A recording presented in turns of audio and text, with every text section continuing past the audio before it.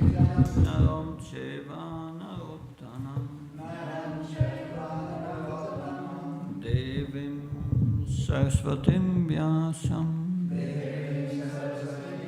Tato Jamudirayat Nastabesya Bhadesu Nityam Bhagavata Sevyam Bhagavate Uttamasloke Bhakti Bhavitanaistike. We are reading from Srimad Bhagavatam, 10th Canto, chapter 87, the prayers of the personified Vedas, text 29, it's on the board. There's a verse with 17 syllables. It doesn't fit in the Brahma Samhita rhythm, but I'll try. Sthirachara Shataya Shur Ayutta Nimitta Juyo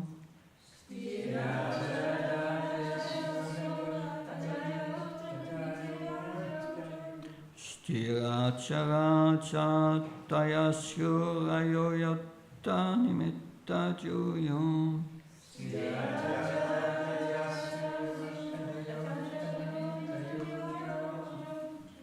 Viharaudikshaya Yadiparasya Vimuktatata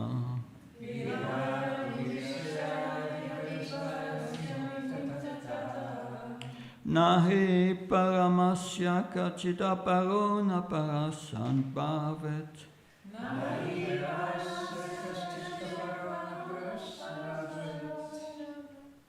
Vichata Eva Padasya Tava Sunyatulam Dadata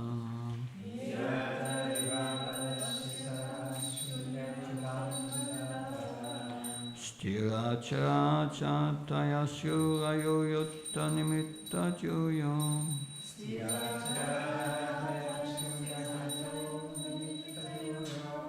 Viharaudikshaya Yadiparasya Vimuktatata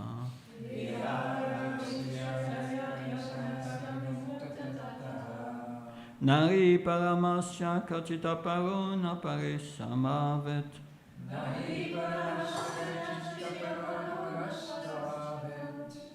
Vichata Iva Padasyata Vasunyatulam Tadata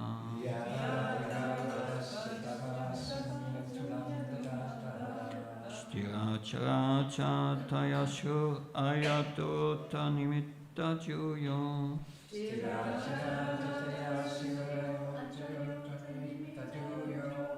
Viharaudikshaya Yadiparasya Vimuktatata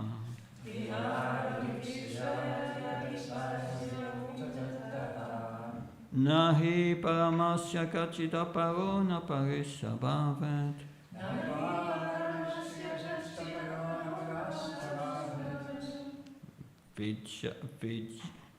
Viyataiva Padasya Tava Sunyatulam Dadata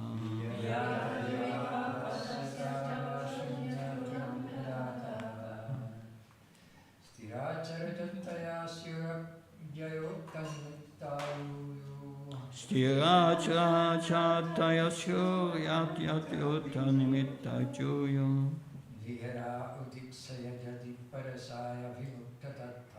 Viharaudikshaya Yadiparasya Vimuktatata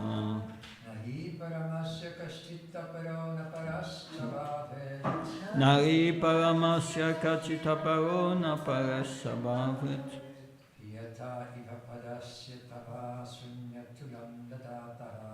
Vichayataiva Padasya Tava Sunyantulam Tadata.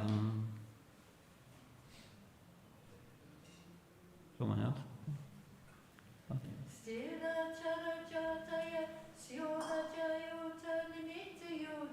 Sthiraja Shayatea Shur Ayayutta Nimitta Juyo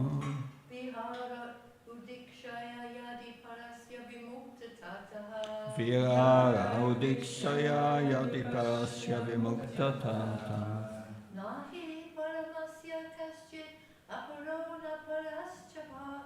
Nai paramasya kachitaparona parasya bhavet.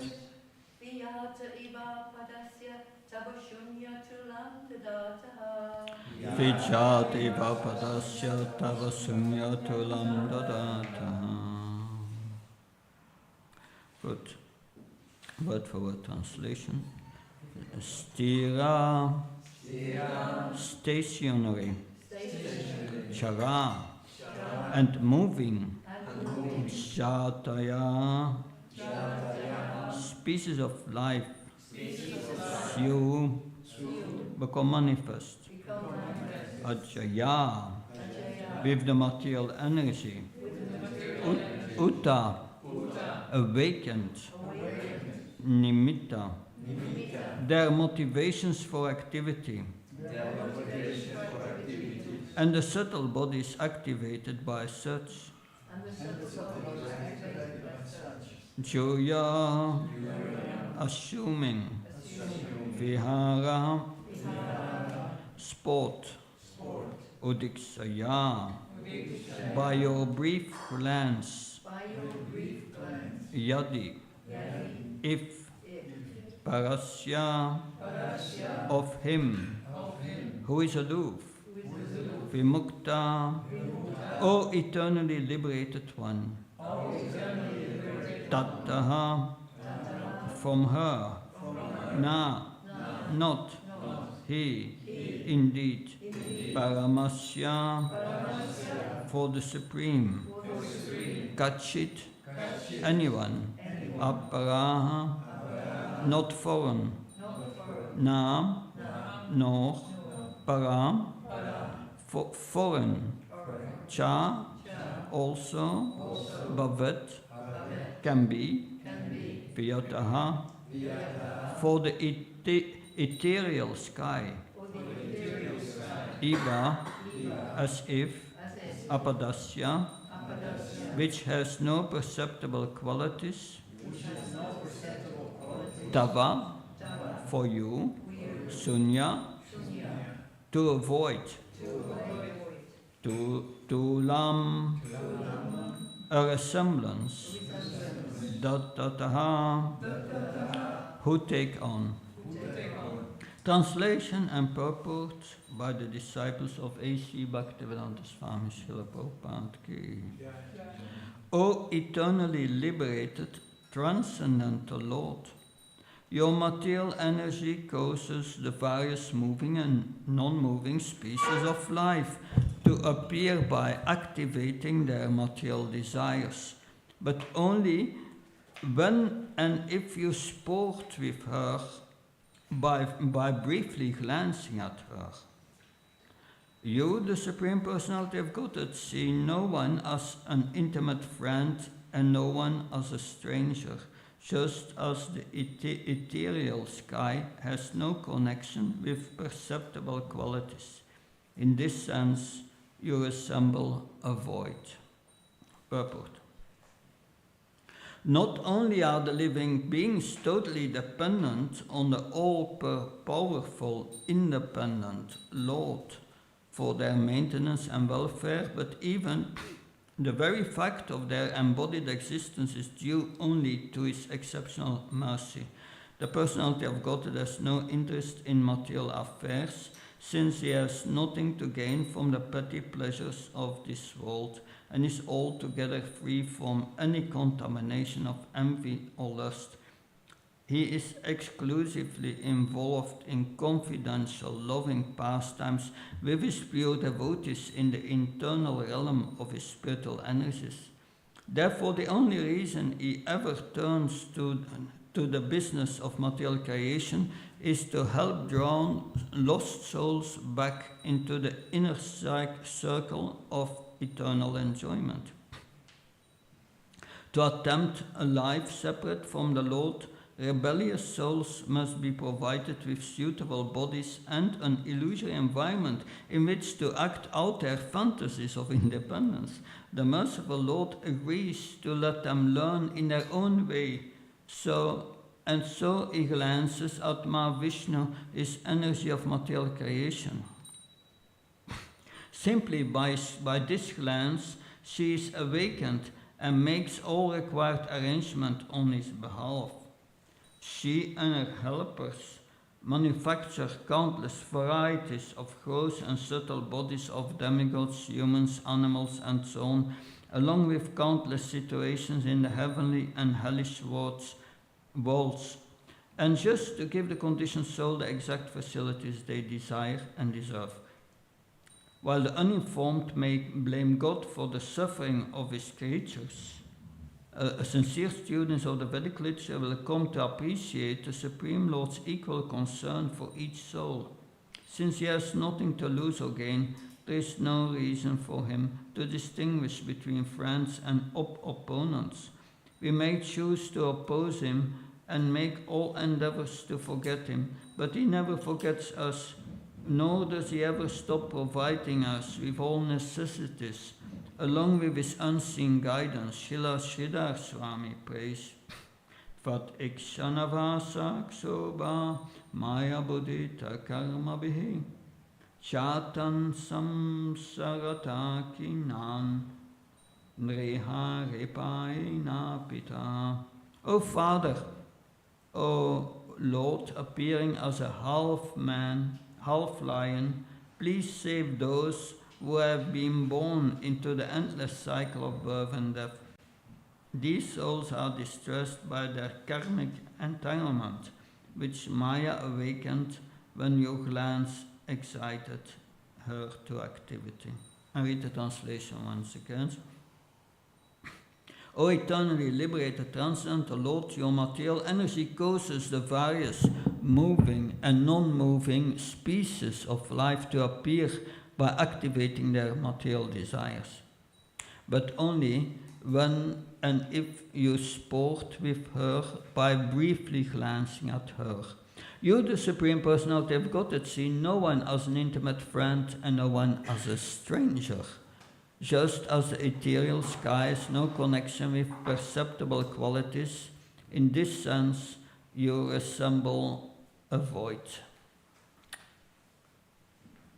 Om Ajnana Timandasya Jnanjana Shnakya Shakshvan Militam Yena Tasmai Shri Gurave Namah Shichetaya Manopishtam Stapitam Yena Bhutale Svam Rupakadamayam Dadati Svapalantikam Vandeham Shigu Shiyuda Padakamanam Shigum Vaishavam Shah.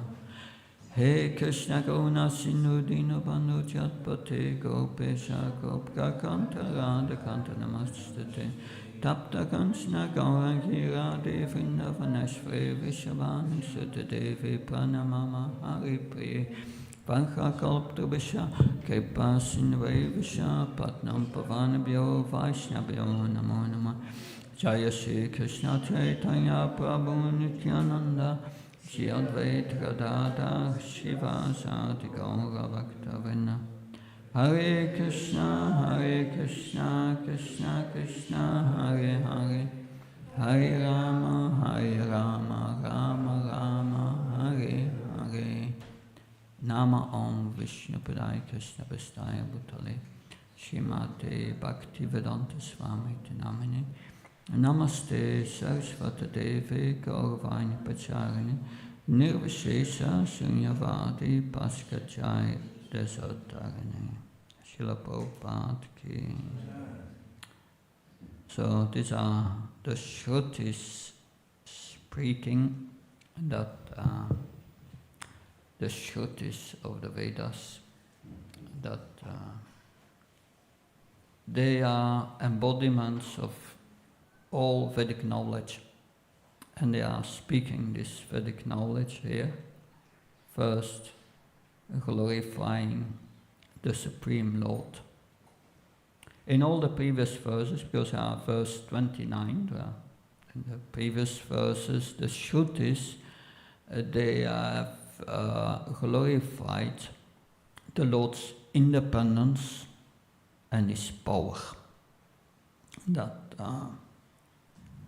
But now that this verse indicates that the jivas, the living entities in this material world, they are lacking power and they are not independent. They are completely independent on the Supreme Lord. That's also in Bhagavad Gita, chapter 15. Krishna speaks the Trisloka Gita, 3 slokas, which summarize Vedanta philosophy. In the first sloka, he says, there is the liberated soul and the conditioned soul. That's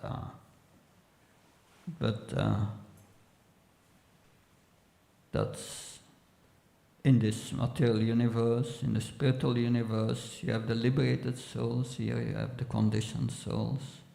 But above them, I'm above them, Krishna says. And the liberated souls and the conditioned souls are both under my control. He is a supreme controller.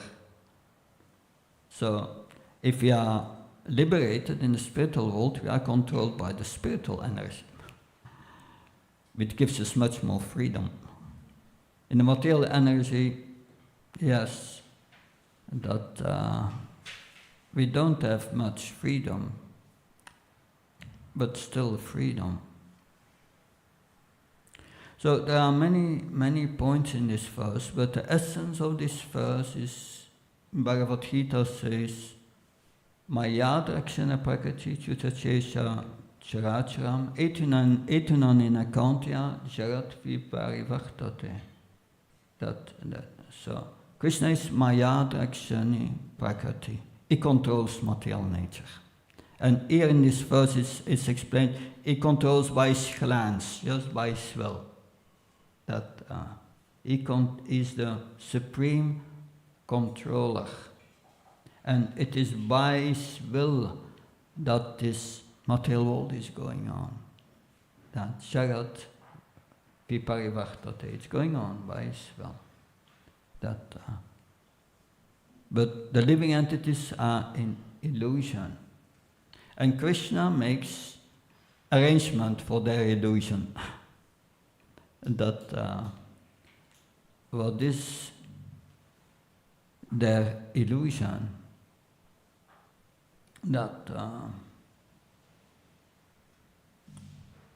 I heard one devotee saying, someone is taking, in India you have the Orient Express. I think it's going from Mumbai to Mathura or something. You take the train, you are 24 hours on the train. So you go on the train and you have paid a ticket for a compartment. Nice. You come in, you start to decorate it, you put put some paintings on the wall.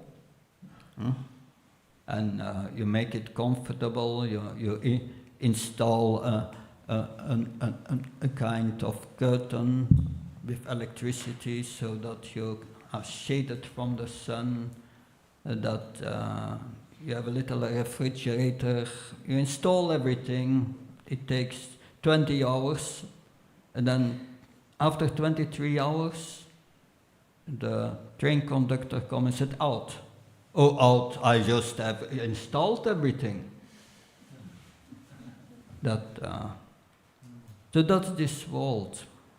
We are going to make permanent arrangements to stay here, but we cannot stay permanent here. It's not possible. That was a question of the Yaksha to Yudhishthira Maharaj in the Mahabharata. What is the most wonderful thing in this world, the most amazing thing? And Yudhishthira Maharaj said, the most amazing thing is that people make permanent arrangement in this material world, but everything is temporary. They have to get out soon. So they try to fulfill so many material desires. But it's all temporary, it's all for nothing. That's what Krishna says in Bhagavad Gita. One who lives only for the pleasure of the senses lives for nothing. It's just all for the body. We are not a body. You have to get out soon. It's all very temporary. But that's what we want. In Bhagavad Gita, in one purport, Prabhupada says, yes, the living entity desires to be put in certain material conditions. We desire that. That's why we are here. And Krishna fulfills all our desires, makes everything ready to fulfill our desires. Of course, it's under the material laws. Material laws, you have gross laws and subtle laws. The subtle laws are that everything what you do with the idea of this is mine and this is from others, mine and others, that you will get reaction. That every selfish act or not God conscious, Krishna conscious act will get a reaction. And we cannot avoid that. Get one reaction after another. So all the suffering we get are reactions of our past activities, that's all. And Krishna, it's mentioned here in this verse, Krishna is neutral. That, okay, you have done that, you get exact this reaction. What to do? But still, the foolishly living entity continue to exploit material nature.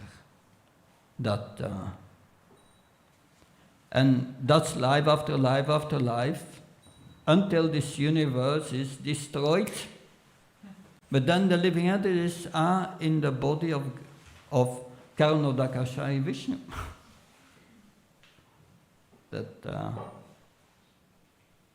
And when the new creation comes, it's described in the Bhagavatam 3rd canto, 4th canto.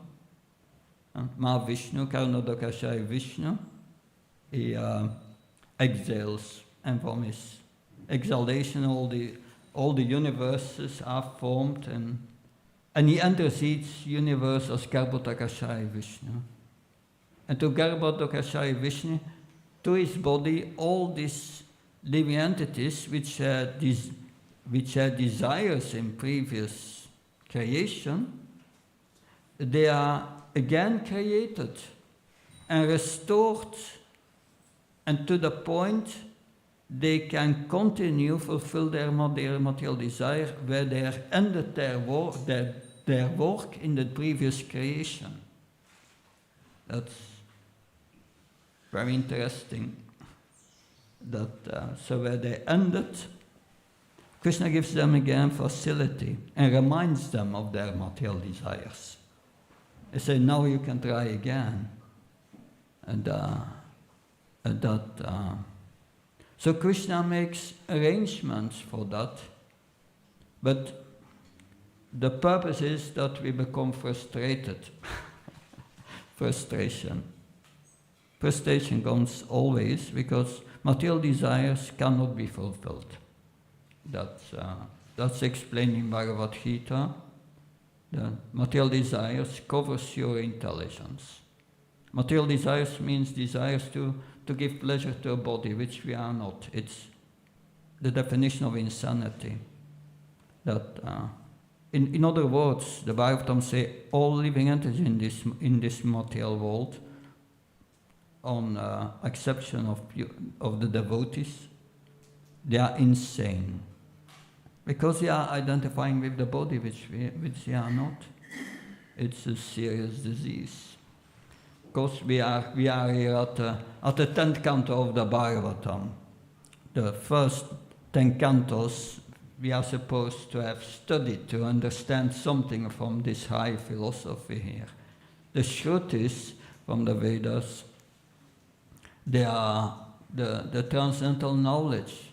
They are enigmatic, puzzling, difficult to understand for those who are not trained in this philosophy and do not have the...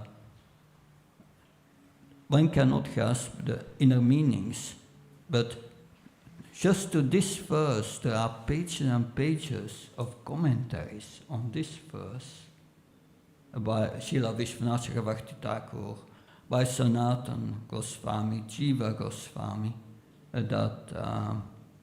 and we see also Sridhar Swami. So many commentaries. But yes, the living entities are under illusion and Krishna, and they are making permanent arrangement in a temporary setting. That's it's like, yes, we try to enjoy. So a person condemned for getting capital punishment because he committed a murder, and he gets a last meal, a very luxury meal, but the next moment he's going to be executed. So death is always hanging before our head, above our head, every moment. How can you become happy? How can you be happy in this world if you know you have soon to die? It doesn't make sense. But everyone seems to accept that. In this world, don't speak about these things. You are not the body and so on. You get in trouble.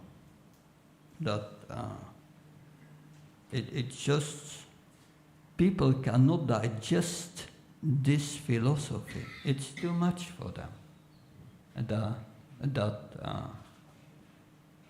That's anyway. I could give examples, but I'm going to get in trouble by giving these examples because it's so. People cannot accept it. That for every action they had a reaction. That there's one war starts by one party. And everything what they do, they will get a reaction. So yes, but Krishna activates our material desires. We forget them from previous lives. He does that on a cosmic scale, when he creates again, but also individual. After this body, we get the next body. In this body, we had material desires. Next body will be a reaction of our action in this life. Therefore, you get this body, a new body. And we may not remember our previous life and everything we done in our previous life, but Krishna will remember us. He will remind us of our desires of previous lives. That's mentioned in Bhagavad Gita 270. That is verse, Apariyamanam apala pavishtam samudranape pavishanti sarve. So this verse 270, Bhagavad Gita, as rivers are going to the ocean is not disturbed by the rivers entering into the ocean. So, similarly, one who is spiritually advanced is not disturbed by all material desires which come up into his mind. That is not disturbed by it. He doesn't accept them, let them go. But they come into the mind. Where do these material desires come from? How do they enter the mind? Why do they come up? That you may have different reasons why material desires pop up into our mind.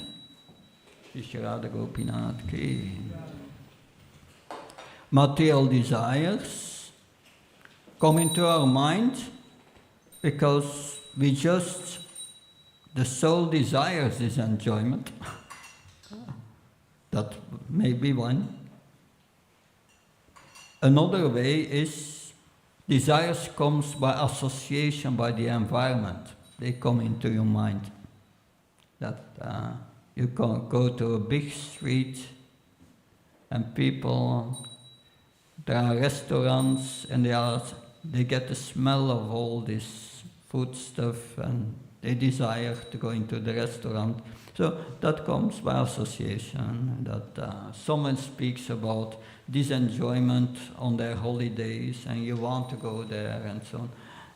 But a more prominent cause of desires popping up in our mind are desires from our previous lives. These desires from our previous lives, they are still in the subtle body, in the form of samskaras, that's impressions. We don't remember, but the impression is there. But Krishna remembers. And sometimes he takes some of these material desires and it pops up into our mind. And we think, yes, that's my desire. Well, the conditioned soul will think, that's a good idea, let's go for it. And he goes again. But the devotee is different. He has learned and realized, I'm not his mind. The conditioned soul thinks I'm the mind. Feeling, willing, and so on. But the devotee knows the mind is an instrument that I'm using. It's in Bhagavad Gita, to make spiritual advancement, you must make the mind your friend. Manmana, always thinking of Krishna, then it's your friend.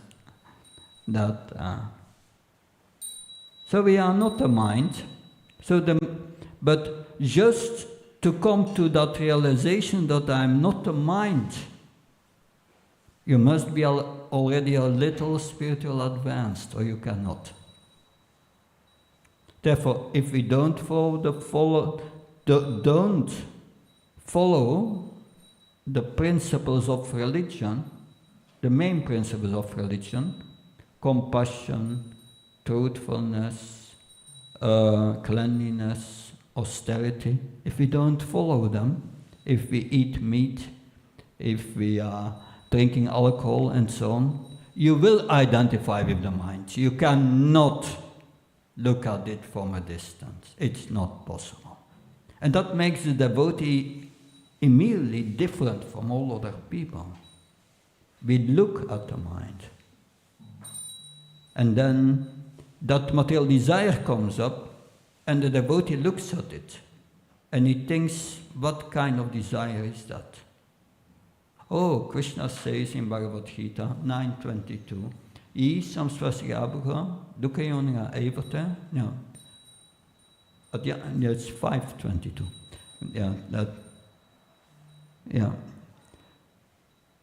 That's this verse says, I samsvasyabuha dukayonga evate atyante vantekantya Satatat Ramate Buddha. No. It's Isam Swasyabuga Dukayana Evite Atyant Vantakante Nati Ramate Buddha. The great sages have concluded that if you want to enjoy in this world, the result will be suffering. It's an interesting way to think. That you want to enjoy, you have to pay later with suffering. So the devotee knows that, and he sees that this is a material desire. I don't want it, I don't want to suffer. And it goes away. That's the difference. But we see Krishna here he reminds us of the material desires we had in the previous creation or in the previous body, so that we can continue our work according to our desires. And that is all done by Krishna. It says here, Vishwanath Chakravarti Thakur says, there is a merging of the jivas because of merging of their upadhis or illusions of identity at pralaya. Pralaya was the previous destruction, that at that time the living entities had material desires, had upadhis, false egos. That's an upadhi. Thinking I'm a human, thinking I'm a man, a woman, all these things. And these upadhis are there. And you lose your body at the previous creation. New creation comes. Krishna says, okay, I remind you of your material desires and your upadhis, what you were thinking you are. You can again think you are. I gave you a body for that. So that's just one sentence of this commentary, so we can go very deep in it. And Krishna gives us the possibility again to start our activities where we left off. But Krishna is with no interest. He has no interest in the material world. Because Krishna, or God, the Supreme Lord, does not think in terms, this is mine and this is from others. It's impossible for him to think that. Because Krishna is everything. If you are everything, then how can you say this is mine? It's not possible. You are everything. It's not possible. So Krishna does not have this concept of I and mine. But we have that concept in this world, therefore we are here. We think that is mine, that's for others. We have this separatist mentality. We think we are the body, I'm a human, I'm different from all other species. I'm a man, I'm different from all the women. I'm Belgium, I'm different from all the other nationalities. It's all upadhis, separating. But it's illusion, we are not separated. But Krishna, is not under illusion, we are under illusion. But Krishna is equal to everyone. It says that also in Bhagavad Gita, Samam Sarvabhuta Namit Veshit Dinapriya Yebachantatamam Bhaktya Maiti Tesa Sapyaham. Krishna says, I envy no one, I'm not partial to anyone, I'm equal to all. But one who renders services unto me and accept me as a friend, I will be his friend. He reciprocates with us. But the material energy, Krishna says, I'm nothing to do with the material desires of the living entity. That is what they want. Say, nada te kayachit papam na cheva sukritam vibhu ajnanena vitamhanam yena muyanti yantava. 5:15 Bhagavad Gita. Krishna says, I'm not responsible for this pious and impious acts of the living entities. That is what they want. So, yes, we as jivas have no power, no independence, and Therefore the Shruti says it's good to worship the one who has all power and who is independent. So yes, everything happens by the glance of the Lord. So Sanatana Goswami, he says, the Lord has no direct connection with the jivas who are not surrendered. For them it's like a judge giving them their karmas equal. But to your devotees, you show favoritism, because that is mentioned in the verse. Why is this creation there? Yes, to fulfill the material desires of the living entities, but also to bring them back.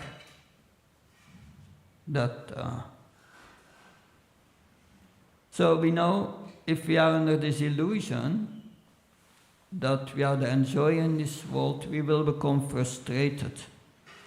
Frustration will be there.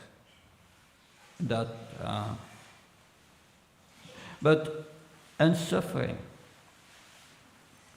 The conditioned soul will suffer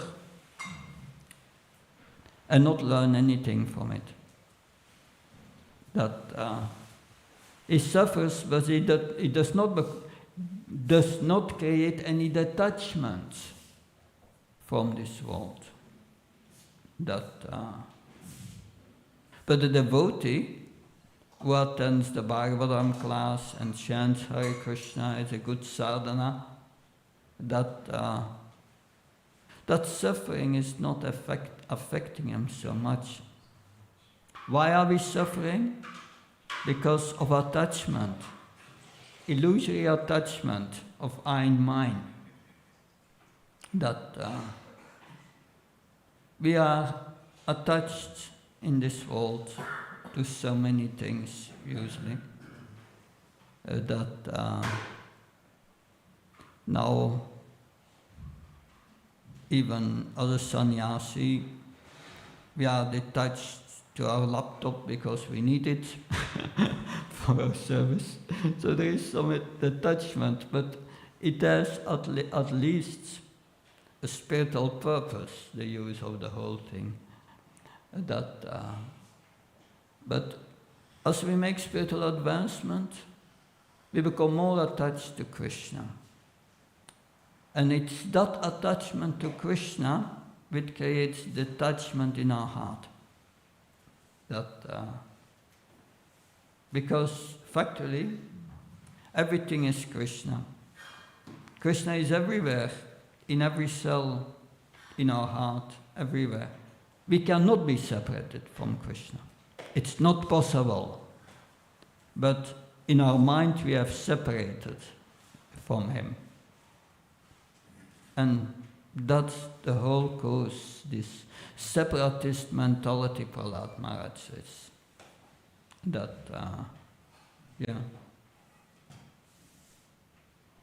This separatist mentality, seeing things separated from Krishna. Therefore the Bhagavatam teaches us, in the 3rd canto, 4th canto, how this creation comes from Krishna, and how Krishna is present everywhere. How nothing is disconnected with Krishna. And then gradually our illusion goes away. This is mentioned in the 2nd verse of the Srimad Bhagavatam Shatra Sloka. Riteritam na pratyeta na pratyeta satmani. It says that everything which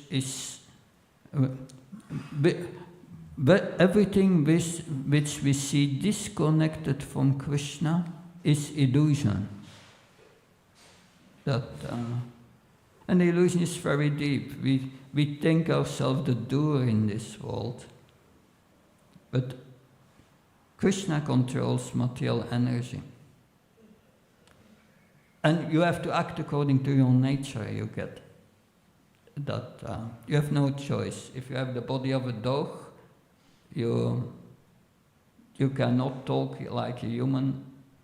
You have to bark. That's your nature. So we get this body, and we have to act in the human role. But we are not humans. I heard devotees saying after a few years of practice, they said, but after all we are still humans. No, never think like that. We are spiritual beings in this body. We are not humans. We have a human body, which is different.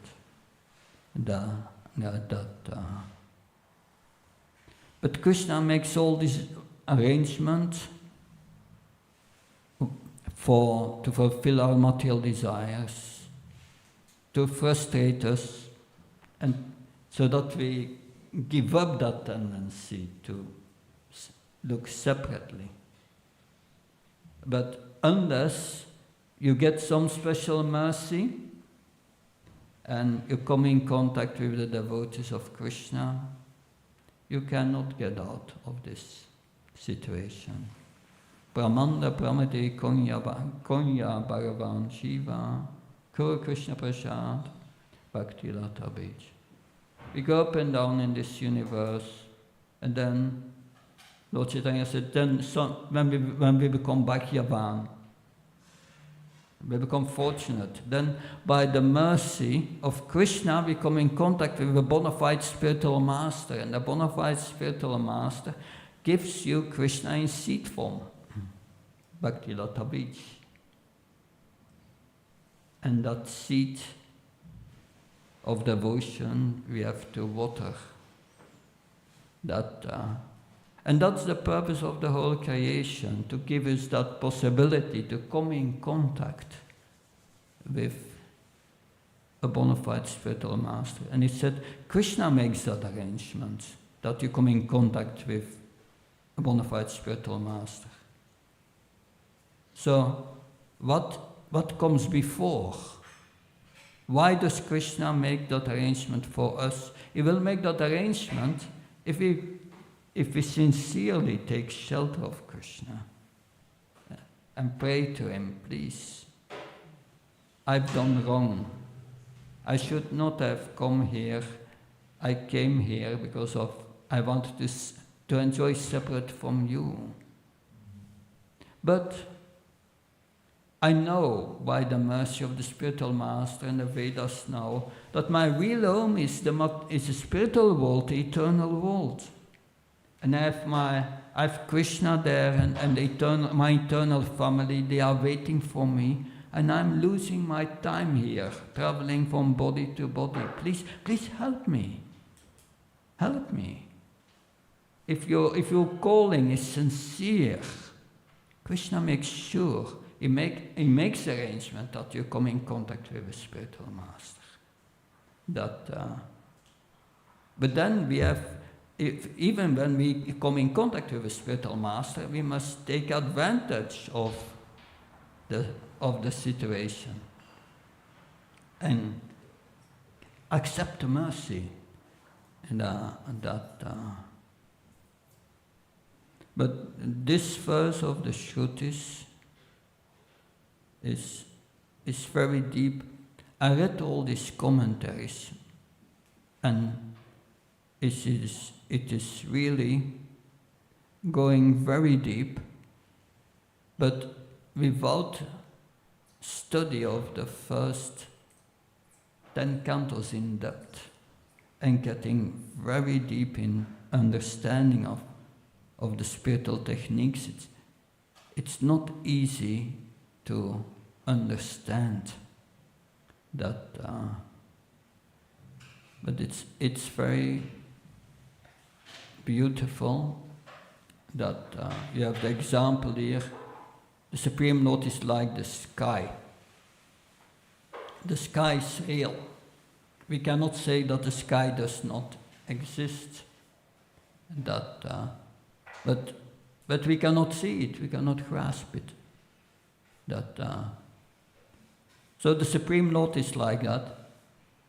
Is not visible, is adoxia, not visible to our senses, but we don't see him because we don't have devotion.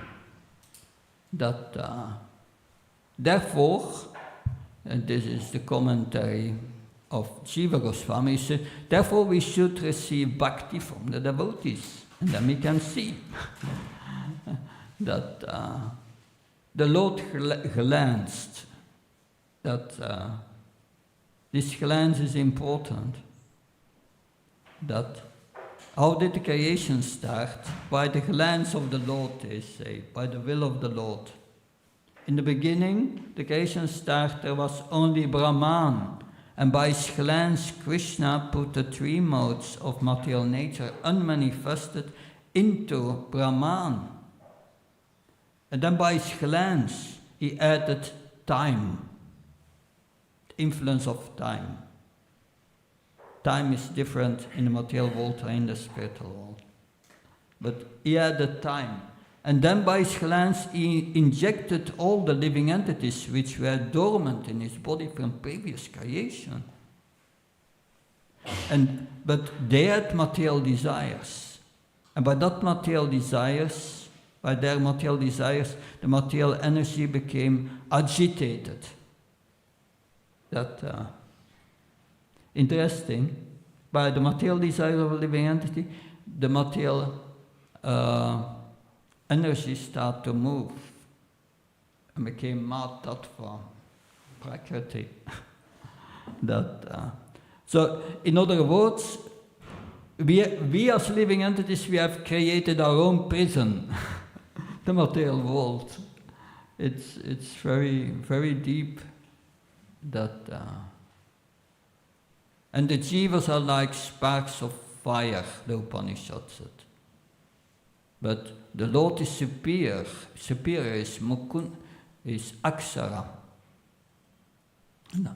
The Lord existed before the universe.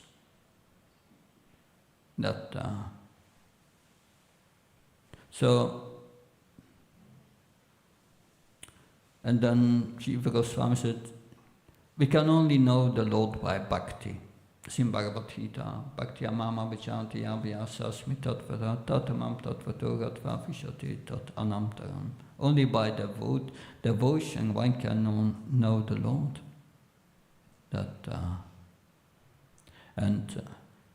It means devotion is a spiritual energy. Devotion to Krishna. It's a spiritual energy. It's Ladini Shakti, the highest spiritual energy. And that gives us the most confidential knowledge and understanding. That's something to understand, that this devotion gives us the right understanding.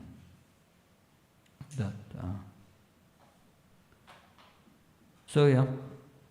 Anyway, are there any questions, comments?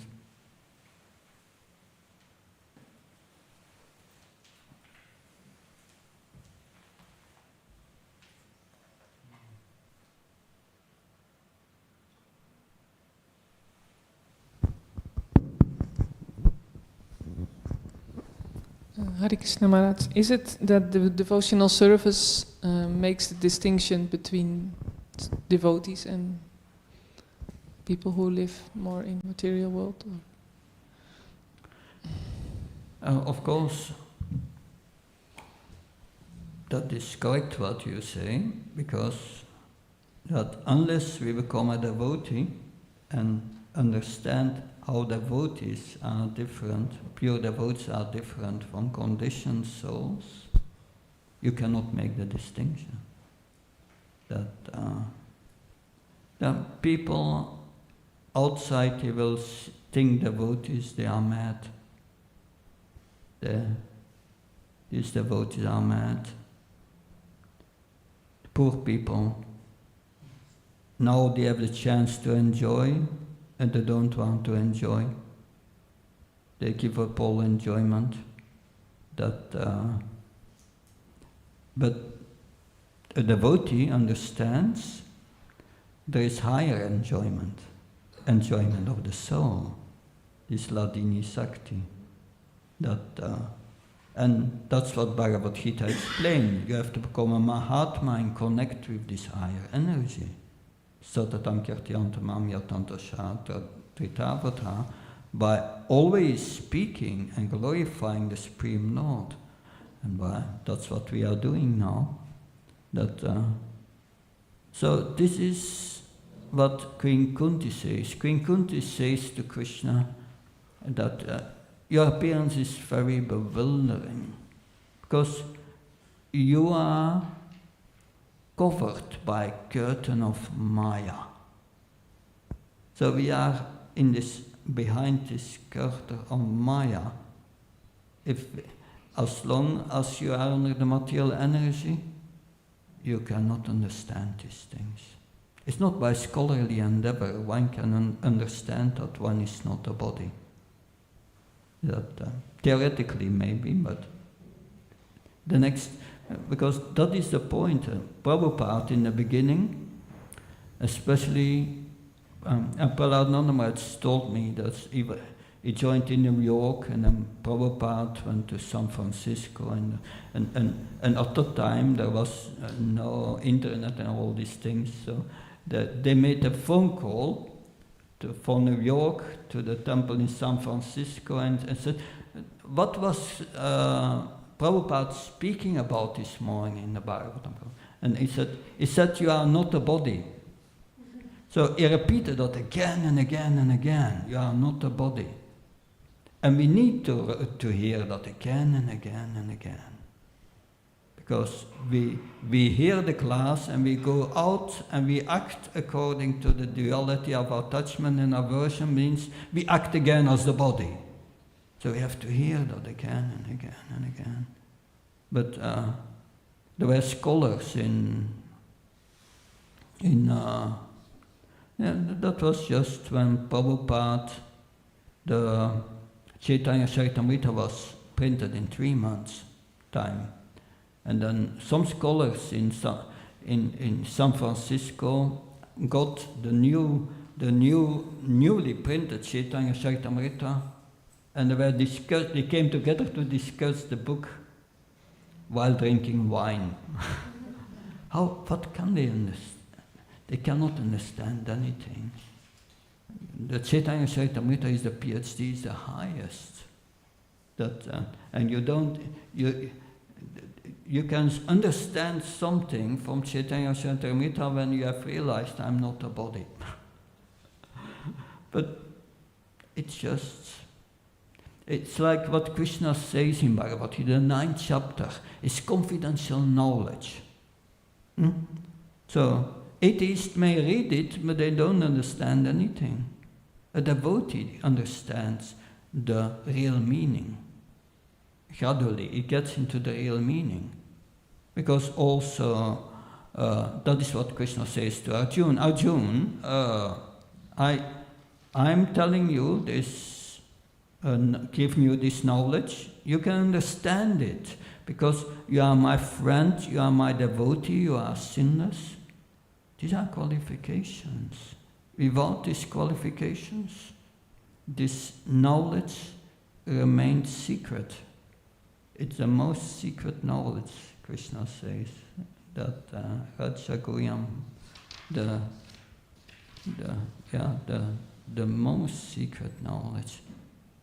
But when you follow the instructions of the spiritual master, then gradually Krishna reveals this knowledge, and gradually you start to understand that. So only devotees can understand these matters.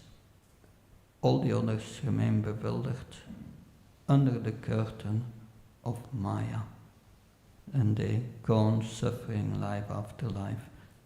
But the devotees want to help them. Therefore we are spreading this knowledge. And Krishna says, here this verse says the same thing, the Shrutis, that Krishna, the Supreme Lord, created this universe with the purpose to bring us back, to But it says in the purport also, they have to work it out gradually they will come to their senses. Many lifetimes. That's also in Bhagavad Gita. Baunam jnanam ante jnanamam pavachte vasev sarvamiti sarv samatma sudurlapa. After many lifetimes, they start to understand, oh, the source of everything is Vasudev Krishna. And then they surrender to Krishna. So Prabhupada's, I heard a lecture yesterday, in the lecture yesterday, he said that why waiting so many lifetimes? Surrender now, do it now. And that is what the devotees do. And they get access to this deeper understanding. Does that help? Don't. Short question. Yeah. We are in the Bhakti Yoga line and we say we are not religious, but we always talk about that we need to follow the main principles of religion. Yeah. What is the difference? The difference, you are lower principles of religion and higher principles. To understand the higher principles, you must follow first the lower principles. Like the Buddhists, they have 8 truths or whatever, that we have 4 principles of religion. And that's the beginning of religious life.